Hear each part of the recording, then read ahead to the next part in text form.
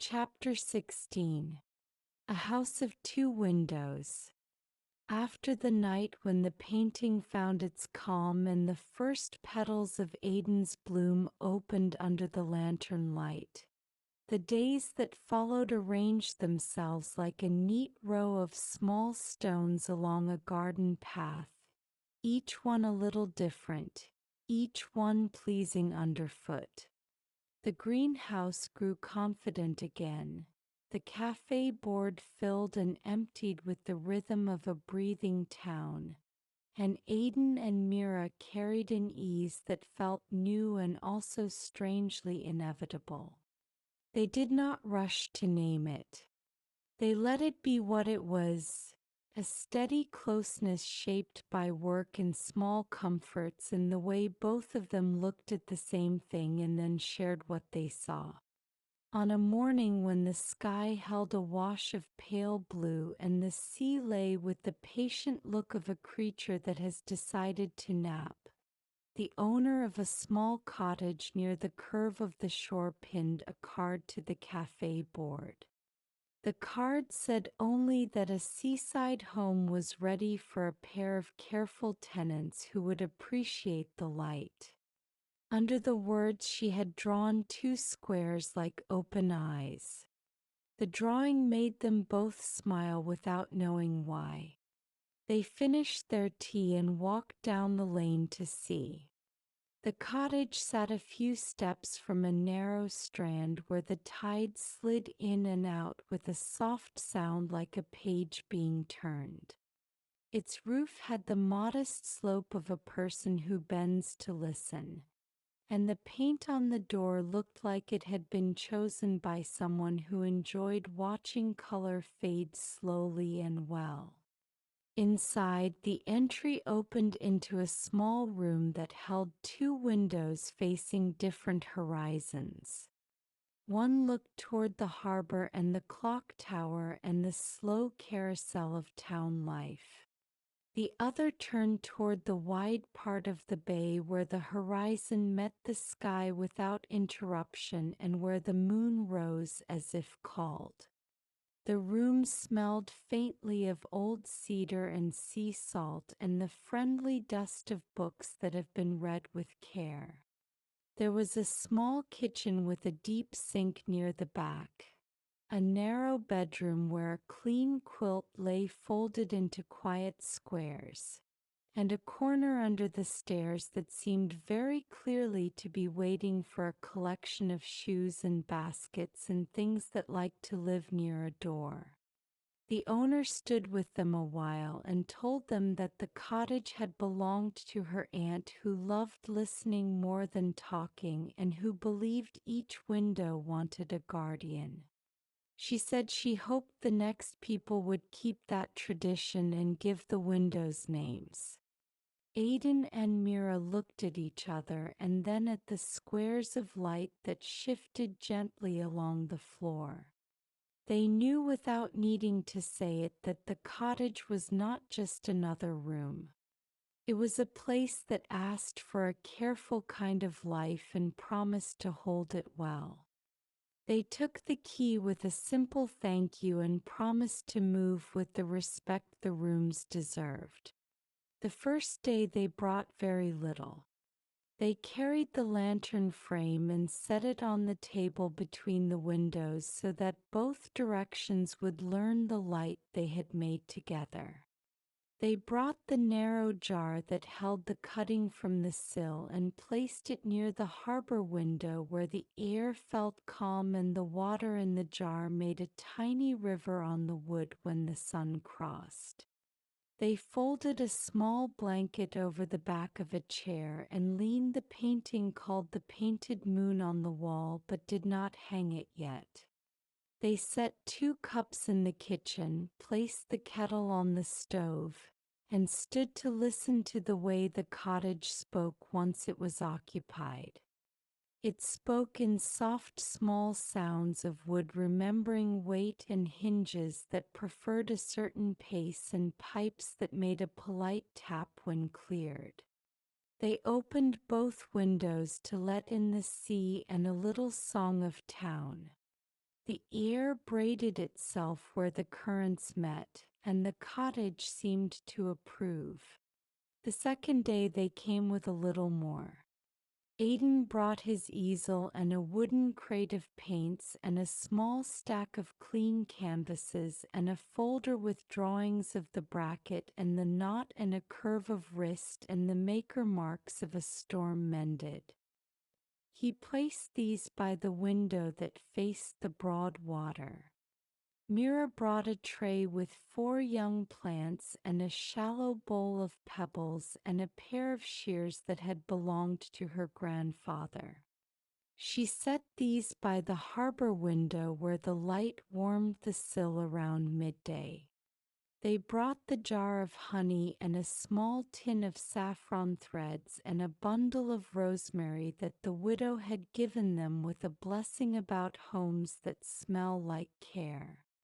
A neighbor appeared with bread and a note that said thank you for the lantern evenings and had drawn a little square of blue in the corner.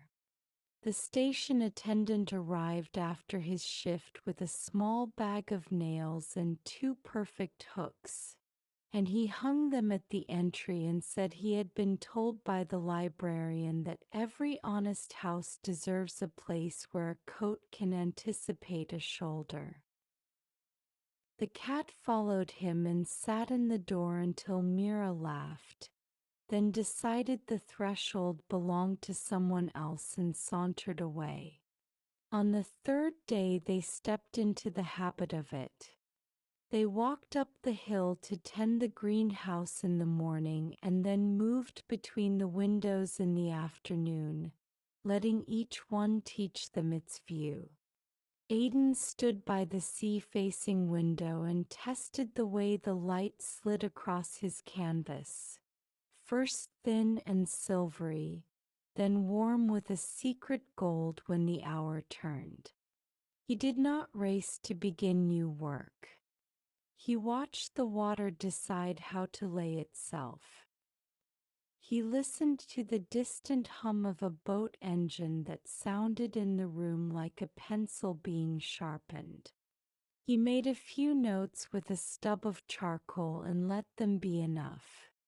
Mira sat by the harbor-facing window and repotted a plant that had grown out of its cup, easing the roots with careful fingers, murmuring as she did, then placed the pot on a saucer of pebbles and watered until the surface shone like a coin. She wrote the date on a small tag and tucked it under the rim, then leaned back and watched the square where the cafe and the notice board lived their calm rotation of talk and laughter. Between them, the cottage kept a soft conversation going. When Aiden moved a little to the left, the floor told him where the board preferred a foot. When Mira opened the cupboard, the plates inside clicked in approval. When wind rose, the door informed them in a friendly tap that a hook would be useful. They gave the windows names near the end of the first week. They called the water-facing window Horizon and the harbor-facing window Haven. They said the names once together in the empty room and then again with cups in hand, and the words settled into the wood like oil. They placed a tiny pressed leaf by the sill of Haven and a small square of pale sea glass by the sill of Horizon and told the house why those objects belonged where they were. Haven took the leaf because the harbor carries arrival and letters and the quiet domestic work of a town.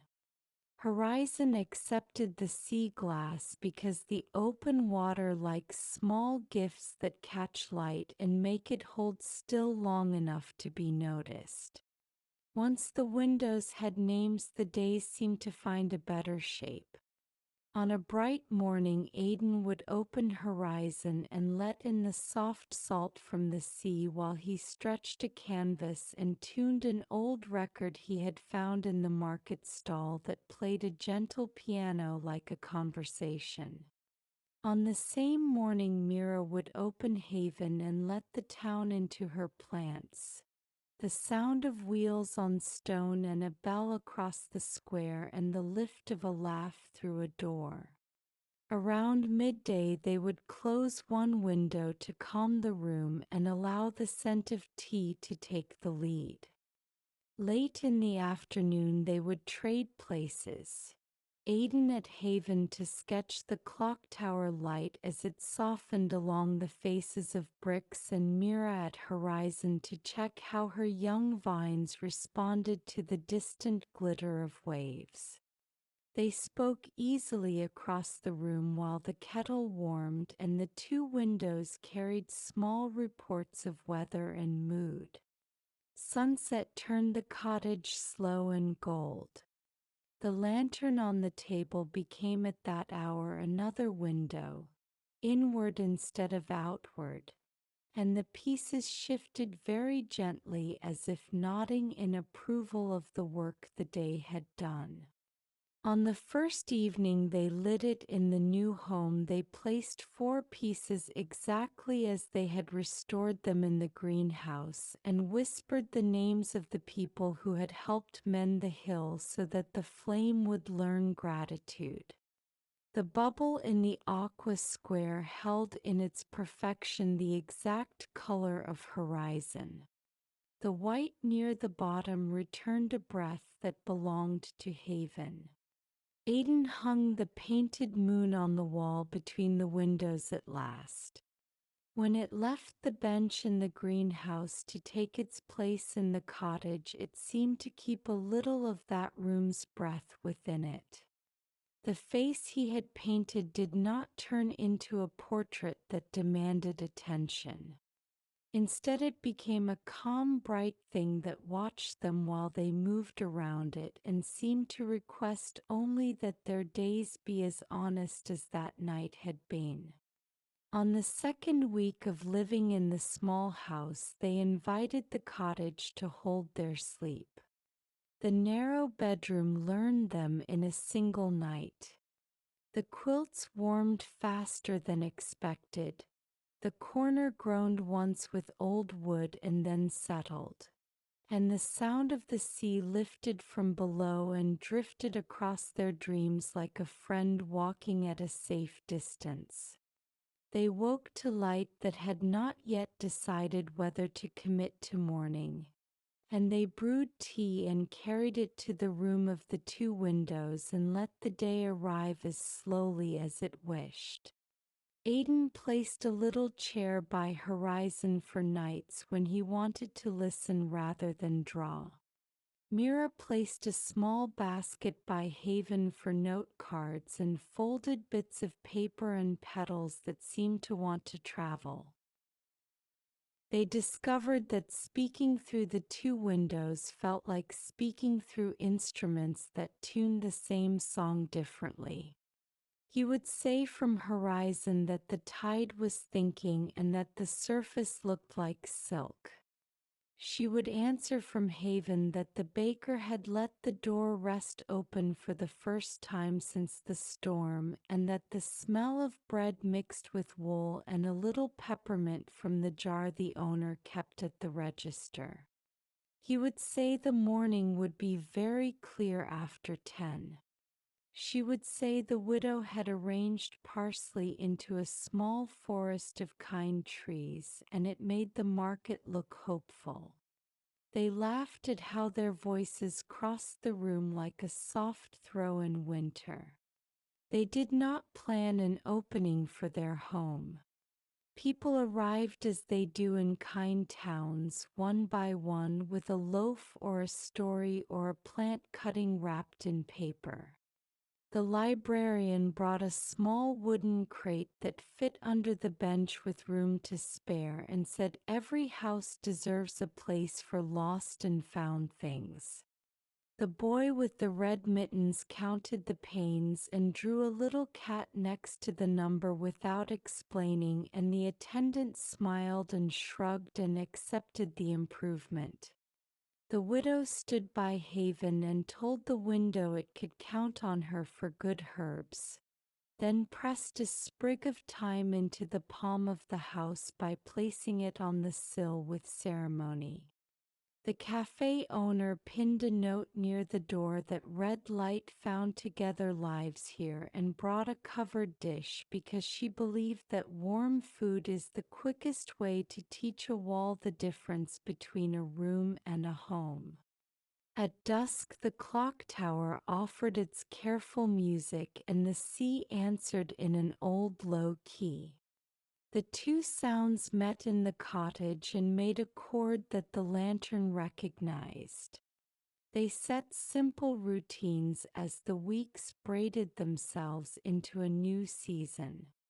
On market mornings, they would stop at the cafe for bread and carry it still warm to the kitchen and set 3 slices on a plate, one for each of them and one for the cottage, which meant a piece to be left on a lower shelf for late hunger or for someone who stepped in with an extra morning to give.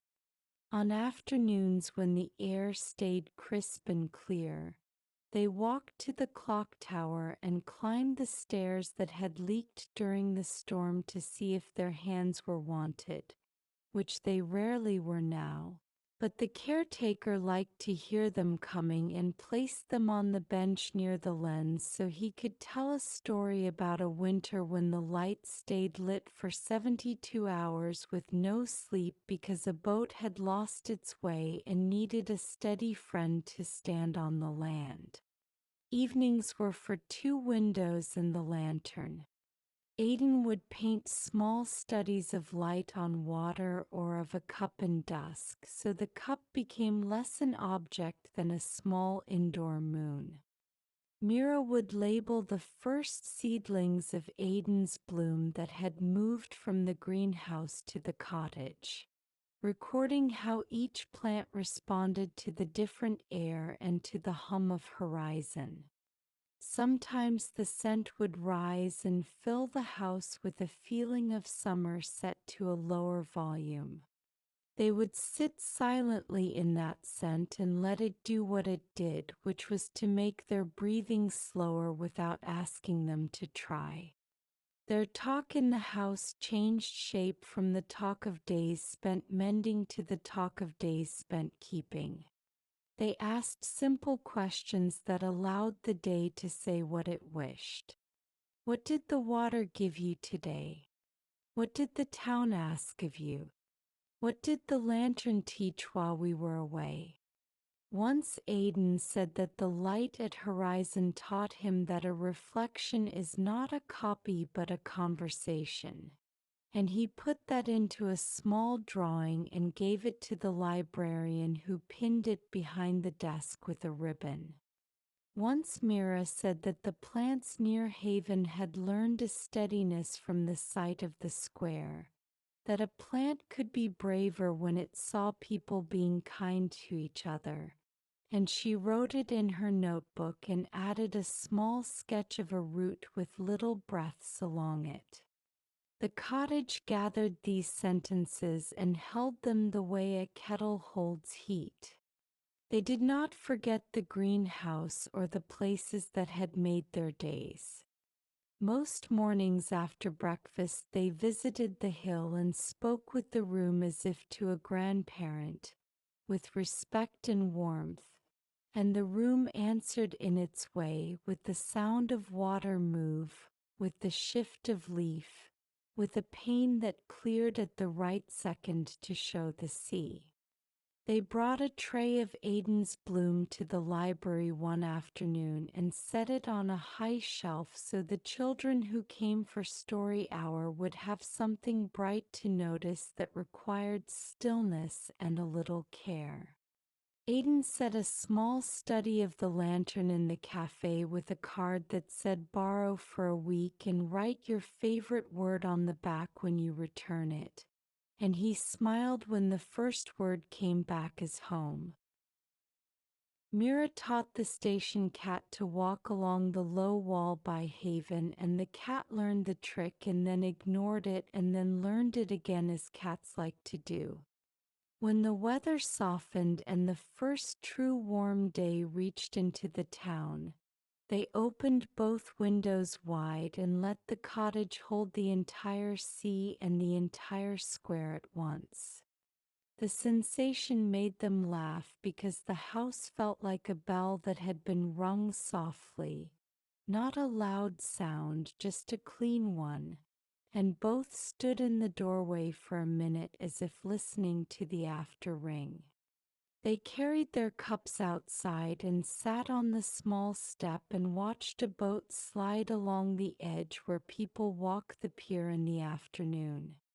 The boy with the red mittens wore none now and chased a gull that did not mind. The widow sold herbs and laughed at a joke made by someone who was buying parsley for the first time in months. The librarian walked with a book to return to a neighbor and held it to her chest as if to keep its warmth. The attendant wheeled a cart of sand to fill the slipperiest part of the path where shade held ice a little longer than the sun allowed. All of this found its way into the cottage and made the new place feel even older and friendlier. That evening they cooked a simple dish with saffron and greens and set the table so that one chair looked to haven and the other to horizon.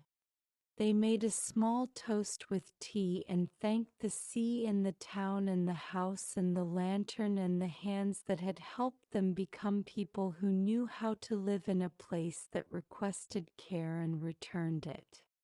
Aiden looked at Mira across the small table and thought of the first night he had read to her while she slept in the library chair. And he realized that a home can be an answer to a question you did not know you had asked. Mira looked at Aiden and thought of the way his hand had steadied the frame during the storm without counting fatigue. And she realized that a home can be the echo of a promise not spoken, only kept. After dinner they walked to the tide line and let the foam play around their shoes. The moon climbed with the patient confidence it had learned with them in the greenhouse, and the water took a thin path of light and laid it between their feet and the horizon. They did not speak loudly. They spoke in the lean way that suits a night with waves. She told him that Aiden's bloom had opened at the cottage when the lantern rose that afternoon. A single bloom, a clear small star that held the scent just enough to make the room feel like a memory of summer made warm again. He told her that Horizon had given him a reflection that made his hand hesitate and then land, and he wanted to capture it in a study without holding it too tightly. They went back to the cottage and lit the lantern and stood between the two windows and touched the frame with the backs of their fingers. The pieces drifted a little and then stilled, and the flame chose its steady place. They sat and listened, not to the house but to what they had become inside it. The stillness felt like a field of grass lying down at evening. It felt like a record just before the needle finds the groove. It felt like a hand holding the seam of a page so it will not tear when turned. The windows held different worlds and both carried the same truth, that a life can be made of long attention and small care and a promise kept without a single grand sentence. In the corner, Aiden set a blank canvas and wrote on its back the names of the windows and the date. Mira pressed a leaf from Aiden's bloom into her notebook and wrote a line about how some flowers open in the exact shape of a breath held and then released. The clock tower marked a kind hour, the sea answered, and the cottage took both and made them into a quiet that lasted until sleep rose and drew them gently toward the small room where the quilt waited. In the days that followed, the house began to teach them small lessons only a house can teach. How to place a chair so that a conversation flows without needing to try. How to close haven when a storm tries to hurry a room. How to open horizon when a fog wants to be invited in. How to leave the kettle covering the back of the stove so that warmth travels with purpose. How to let a painting rest with its face to the wall for a day when a line refuses to behave. How to keep a plant near the edge of the sill so that it can look both inward and outward and feel useful in both directions. They learned and they kept learning, and the house rewarded them with mornings that fit their hands and evenings that fit their hearts. On a sweet, quiet night, a letter came from the curator in the city asking whether Aiden would be willing to show a set of small studies and perhaps bring the painting from the greenhouse if he felt it ready for a room of strangers. He read the letter at Haven and then carried it to Horizon and felt the difference in the words as he moved. He decided to take only the studies and to leave the painted moon on the wall where it belonged because some things bloom only where they grew. Mira nodded and looked at the painting and agreed, and then took his hand and led him to the table where they wrote a reply together in the same calm that had guided each decision that mattered. When they finished, Aiden folded the letter and set it by the lantern so the paper could learn the warm air while it waited to be posted. Mira set 2 cups by the kettle and said it was a good night for chamomile with honey. The day left them with a room that felt complete without ever pretending to be finished. They stood at the center where both windows could see them and held for a moment the simple knowledge that this was the place they had been moving toward since a lantern cafe showed them both how to recognize light in gentle squares and how to trust that a small blue pane can hold a town's gratitude. The sea breathed. The clock answered. The lantern kept a steady flame. The house of 2 windows listened and learned and kept them, and they in turn kept the house, and sleep met them early and kindly, like a path that knows